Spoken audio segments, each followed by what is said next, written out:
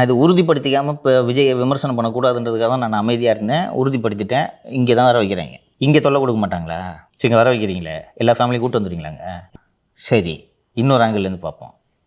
இந்த இலவை முதல்ல செஞ்சுருக்க வேண்டியதானே? நான் ஒரு மாதமா ஃபஸ்ட்டு மந்த் ஆனிவர்சரி அன்றைக்கி தான் பார்ப்பீங்களா விக்டிம்ஸ் ஃபேமிலியை?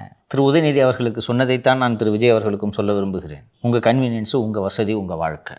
நாட்டை ஆளணும்னு ஆசைப்படாது. நீங்கள் எங்களை ஆள வேண்டுமென்றால், எங்களுக்கு தலைவராக வேண்டுமென்றால் குறைந்தபட்சம் உங்களிடமிருந்து உழைப்பை எதிர்பார்க்குறோம். 1000 கஷ்டம் இருக்கும் சார். உங்களுக்கு ஹோட்டல் கொடுக்க மாட்டாங்க, கல்யாண மண்டபம் கொடுக்க மாட்டாங்க, பாதுகாப்பு சிக்கல் இருக்கும். எனக்கு அதெல்லாம் முக்கியம் இல்லை. என் வீட்டில் 2 பணம் விழுந்துருக்கு. எனக்கு நீ என்ன பார்த்து ஆறுதல் சொல்லணும். நியாயப்படி என் வீட்டுக்கு வரணும். இல்லை பரவாயில்ல, விஜய் அவர்களுக்கு சிக்கல் இருக்குன்றதுனால பக்கத்தில் ஒரு கல்யாண மண்டபத்துக்கு வர சொன்னீங்கன்னா வர்றேன்.